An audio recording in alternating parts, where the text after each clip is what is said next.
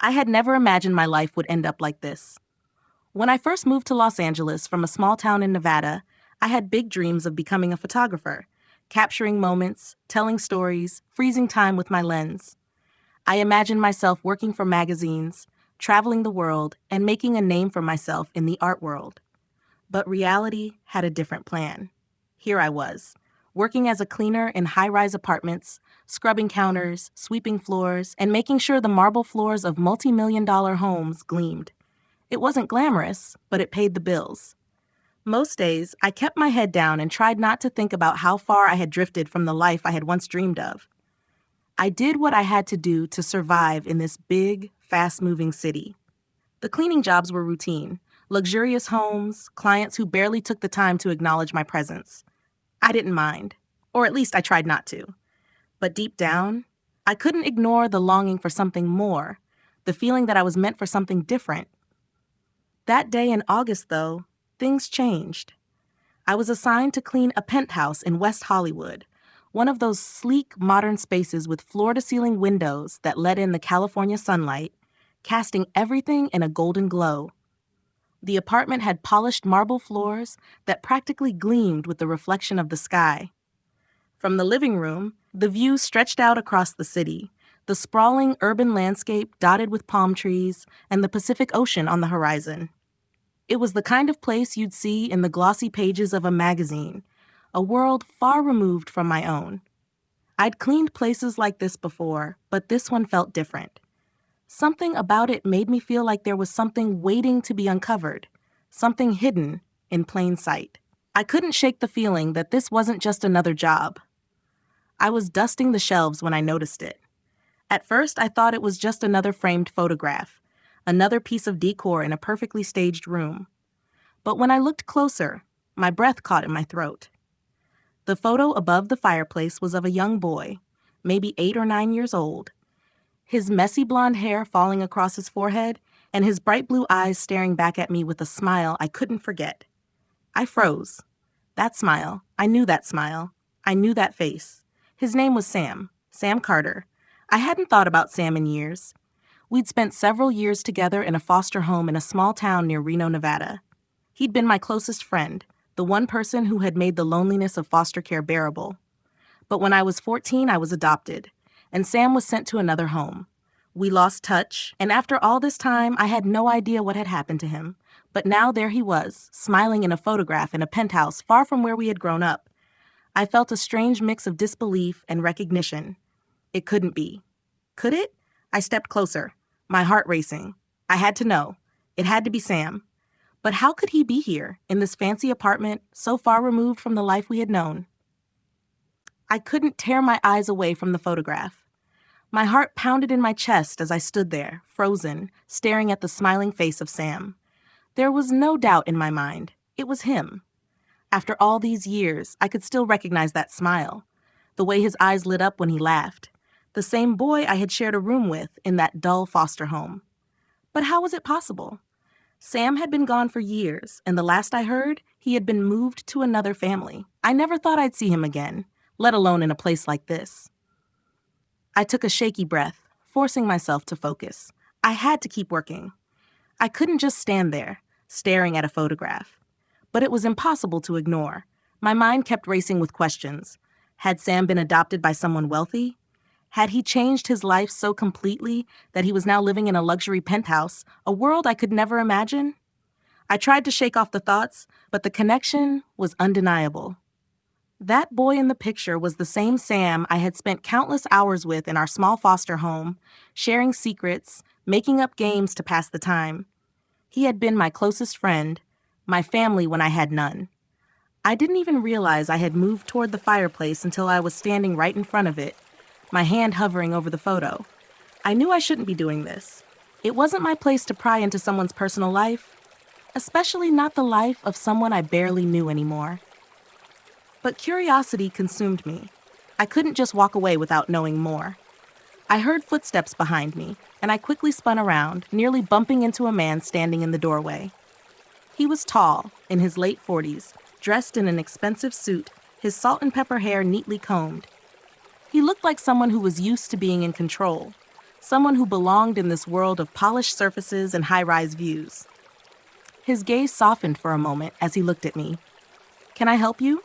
His voice was calm but firm, as though he wasn't sure whether I was an intruder or just another worker doing their job. "I'm sorry," I stammered, trying to gather myself. "I'm Clara. I'm here to clean.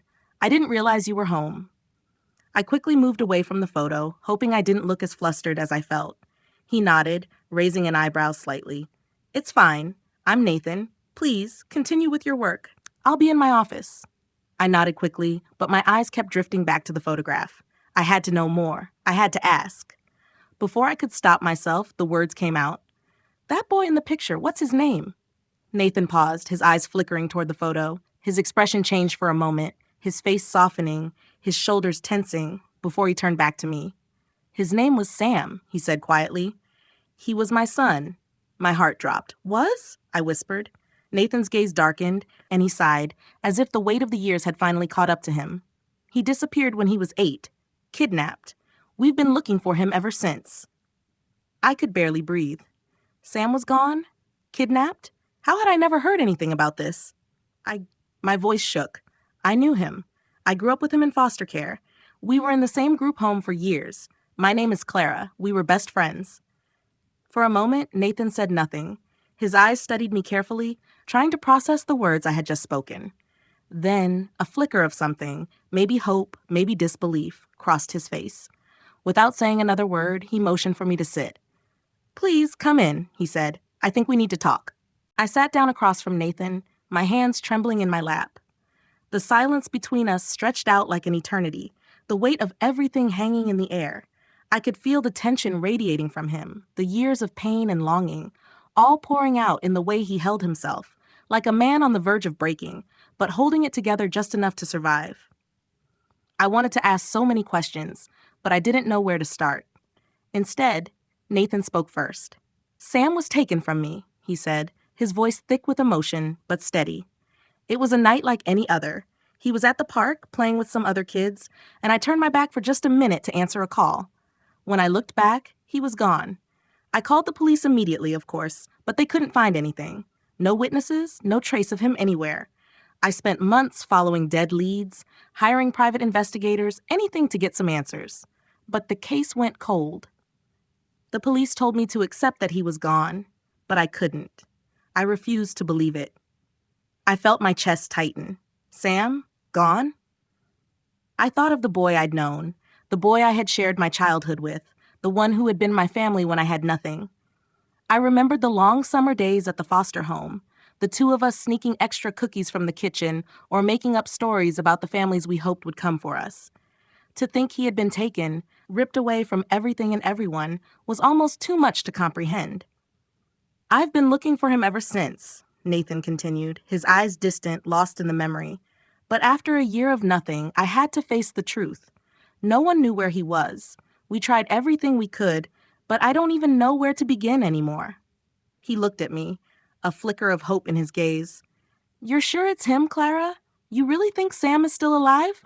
I nodded, feeling a surge of certainty. "It's him," I said, my voice firm despite the shaking inside me. "I know it's him. I don't know how, but I remember his face, his eyes, his smile. I grew up with him. We were inseparable, and I know."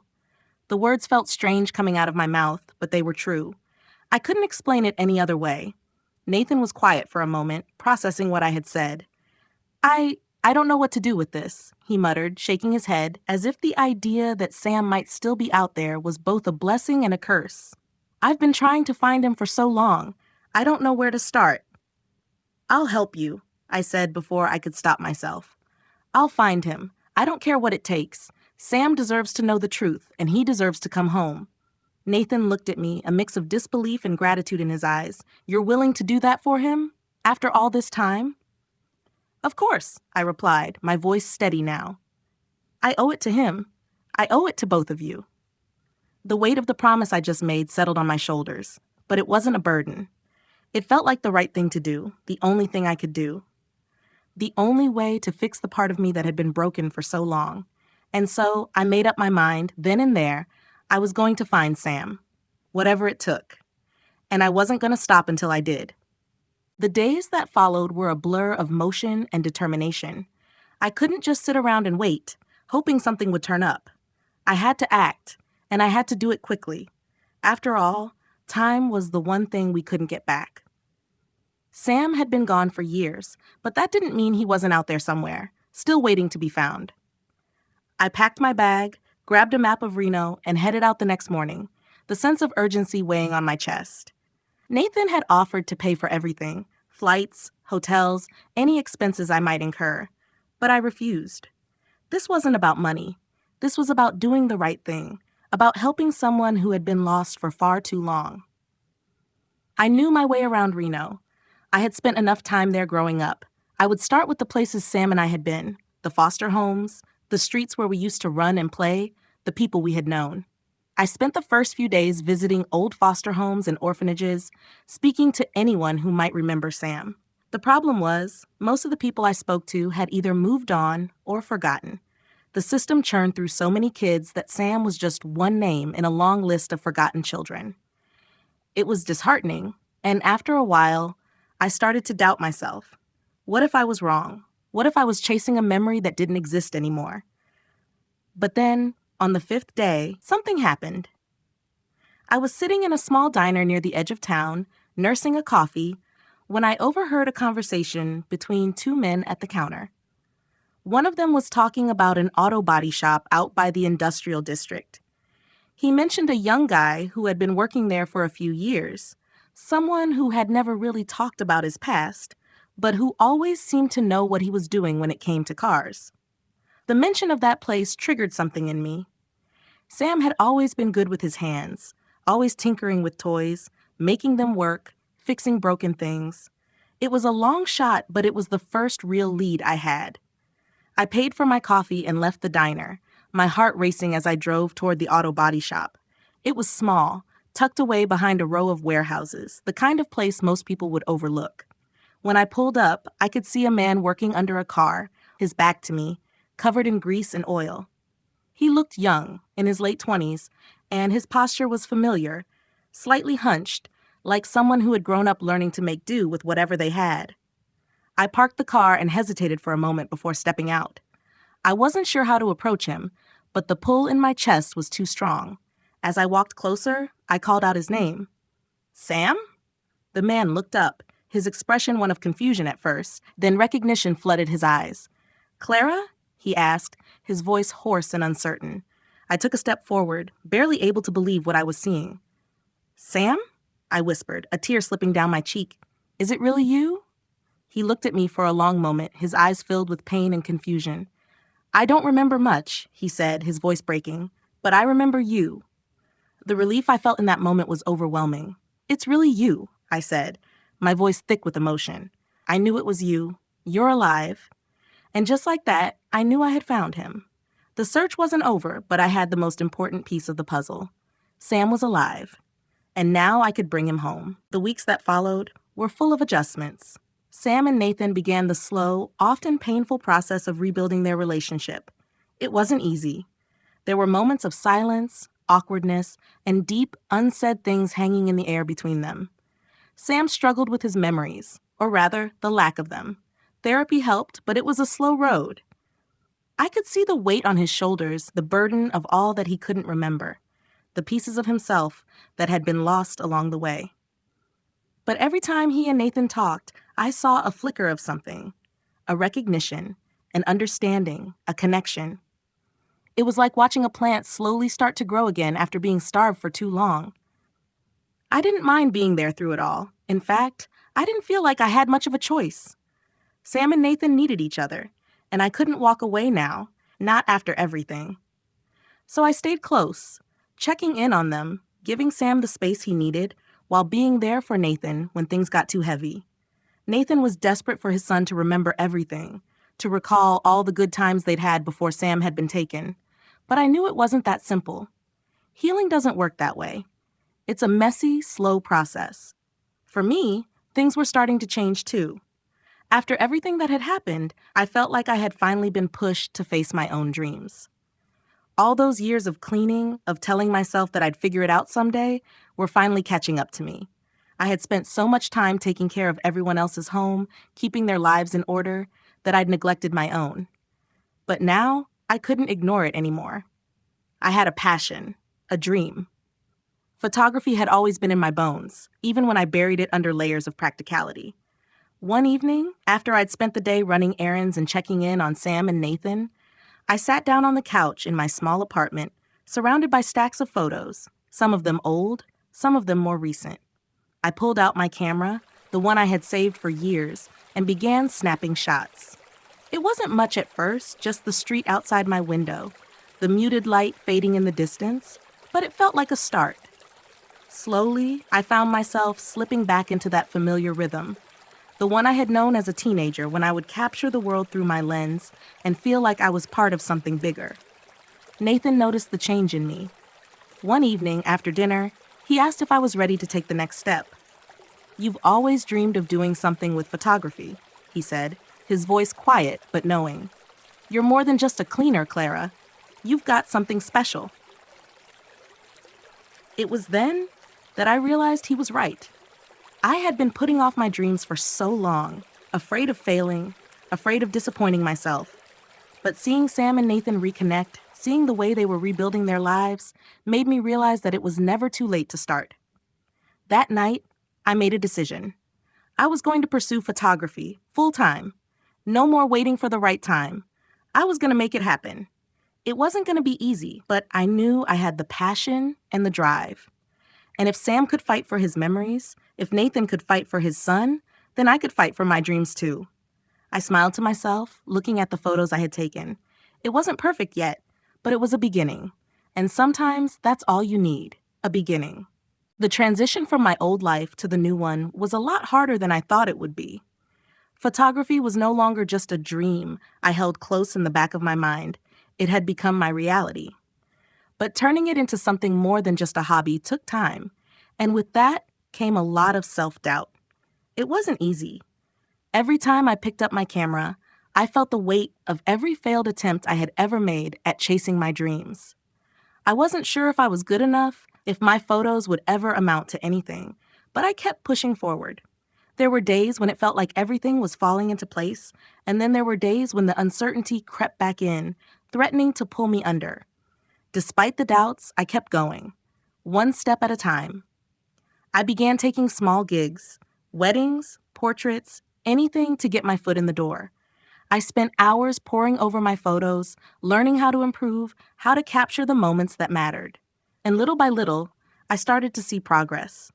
People started reaching out to me, asking me to take their photos, to be the one to capture their special moments.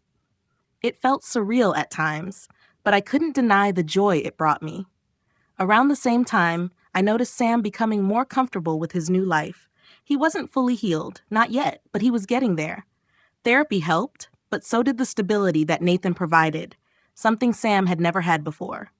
They began spending more time together, bonding over old memories and creating new ones.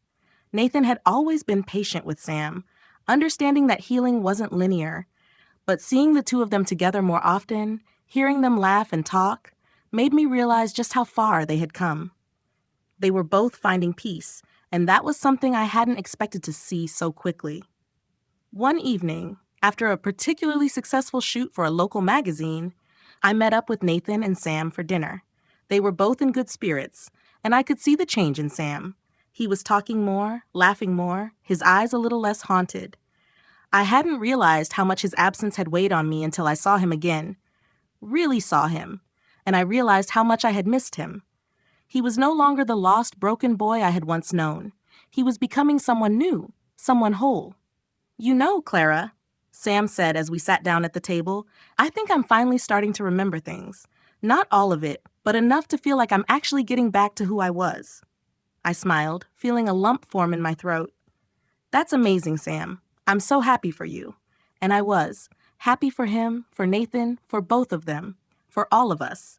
I realized that the journey we had been on together, the search for Sam, the healing, and even my own struggles with pursuing my passion had all led us to this moment.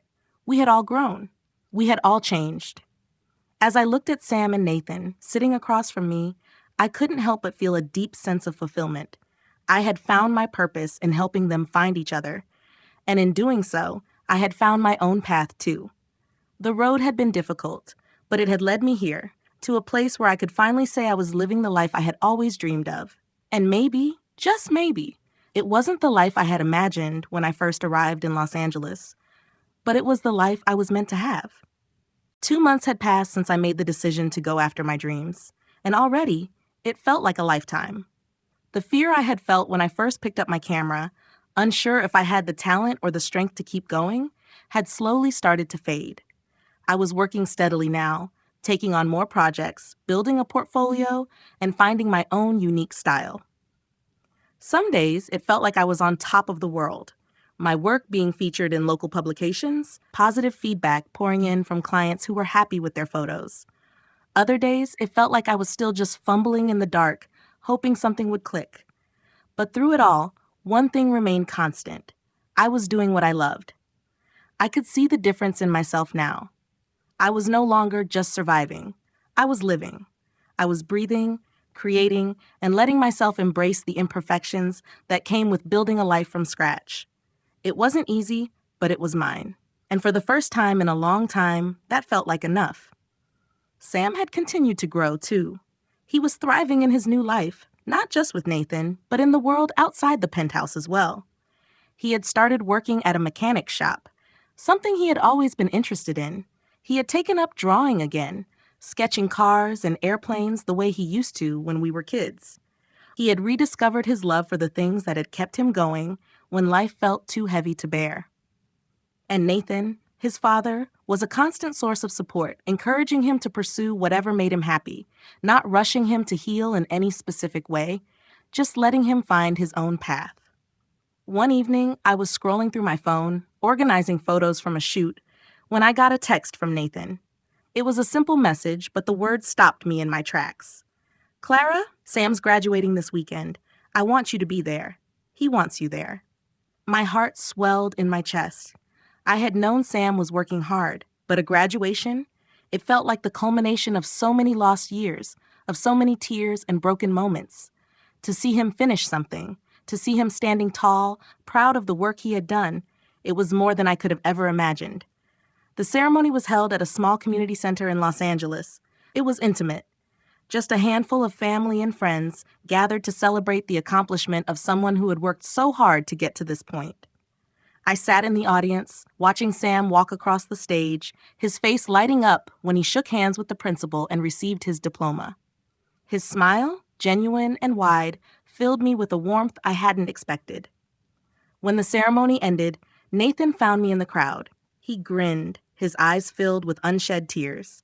"You've been part of this, Clara. Thank you for not giving up on him." I smiled back, my voice thick with emotion. "He did all the hard work. He's amazing." Later, as Sam and I stood outside the community center, he looked at me with a smile that made everything we'd been through worth it. "You've been with me through all of this," he said quietly. "I don't know if I could have done it without you." "You didn't have to do it alone," I replied, my voice steady despite the emotions threatening to spill over. "You had Nathan. You had me." Sam nodded, his expression softening. "And I'm going to keep going. This is just the beginning." And it was. For both of us. As we stood there together looking out at the future, I realized that the past few months had been the start of something far bigger than any of us had anticipated. Not just for Sam and Nathan, but for me too. We all had scars. We all had broken pieces. But we had each other. And for the first time, I felt like everything we had been through was leading us to this moment of healing, growth, and new beginnings. This was my life now. Our life. And I was finally ready to embrace it. The months that followed Sam's graduation felt like a blur of change and growth. The work I had done, the steps I had taken toward my dream, were starting to pay off. Photography had become more than just a career for me. It had become my way of seeing the world, of connecting to people, of telling stories I had once only dreamed of capturing. I was still learning, still trying to figure out where I fit in the larger picture of the industry, but I had found my place. More importantly, I had found the courage to claim it. Sam, too, was thriving in his own way. After graduation, he threw himself into work at the mechanic shop, fixing cars and learning the ins and outs of the business. It was a new chapter for him, a fresh start in a world he had never fully explored before. It wasn't just about the work. It was about reclaiming a part of himself, finding a sense of normalcy and stability that he hadn't known since he was a child. Nathan continued to be his anchor, providing him with the space to grow while being there for him when he needed it most. It was incredible to watch the bond between them strengthen. They had both been through so much, but they were finally beginning to heal. It was a late Friday afternoon when Nathan called me, asking me to meet him at the penthouse. He didn't explain why, just that he needed to talk. My heart skipped a beat as I wondered what had happened. Had something gone wrong with Sam? Was Nathan okay? I quickly grabbed my things and headed out the door, trying to push the worry aside. When I arrived, the door was already open, and Nathan was waiting for me in the living room. His expression was unreadable, but there was a faint smile tugging at the corners of his lips. "Clara," he said softly, "I've been thinking a lot lately about how far we've all come, how much has changed in such a short time." I sat down across from him, watching him carefully. "What's going on, Nathan?" I asked, my voice tinged with concern. He hesitated for a moment, then leaned forward, looking at me with a seriousness I wasn't used to seeing. "I want to thank you," he said, his voice thick with emotion, "for everything you've done, for Sam, for me. You've given us both something we never thought we could have again, hope." I felt my chest tighten. "Nathan, He held up a hand to stop me. "No, listen. What I'm trying to say is, you've been more than just a friend to us. You've been part of this family, and I don't think either of us would be where we are now if you hadn't stepped in and helped us. You found Sam. You brought him back to me, and for that, I'll never be able to repay you." I swallowed the lump in my throat, suddenly overwhelmed by the weight of his words. "You don't have to repay me, Nathan. I did it because I wanted to. Because Sam is my friend, too. I couldn't just let him go. I couldn't let either of you go." He smiled, his eyes warm. "Well, I've been thinking about how I can help you. I know you've been working hard to build your photography career, and I know how much it means to you, so I want to help you take the next step." My heart skipped. "What do you mean?" Nathan reached into his desk drawer and pulled out a small envelope, sliding it across the table to me. "I've been in touch with some people in the photography world. I know you've been struggling to get your work out there. I've arranged for you to meet with a few people who could help you get your foot in the door. It's not much, but I hope it's enough to get you to where you want to go." I stared at the envelope, stunned. "Nathan, I don't know what to say. This is too much." He shook his head. "It's not too much. It's just the right thing to do." I picked up the envelope, my hands shaking slightly. I had worked so hard to get to this point, to build something for myself. But this was the opportunity I had been waiting for. It felt like everything I had ever wanted was within reach. As I left the penthouse that evening, the city lights shining in the distance, I couldn't help but feel like I was standing on the edge of something new, something bigger than myself. I had my dreams. I had my friends. I had a future ahead of me that was finally starting to take shape. And for the first time in a long time, I felt ready to face it. With Sam, with Nathan, and with the new path I had finally started walking down, I knew I wasn't alone anymore, and that was everything. The next few weeks were a whirlwind of excitement and uncertainty. The opportunity Nathan had given me felt like a dream, but it was also overwhelming. I had always been the type to take things slow, to wait until everything felt perfect before moving forward. But this time, I couldn't afford to hesitate. This was my shot, and I wasn't about to let it slip away. I spent hours working on my portfolio, selecting my best work and refining the details. It wasn't just about the pictures themselves, but about the stories they told. Each photo had a piece of my heart in it, a piece of my journey. I had poured so much into this dream over the years, and now it was all coming together in a way I had never imagined. The meeting with the people Nathan had connected me with came faster than I expected. I had been nervous leading up to it, but as I sat in the office of a renowned photography agency in downtown Los Angeles, those nerves began to shift into something else, something like excitement, like I finally belonged in this world. I had worked hard to get here, and I was going to give it everything I had. The agency owner, a woman named Veronica, sat across from me, flipping through my portfolio with a critical eye.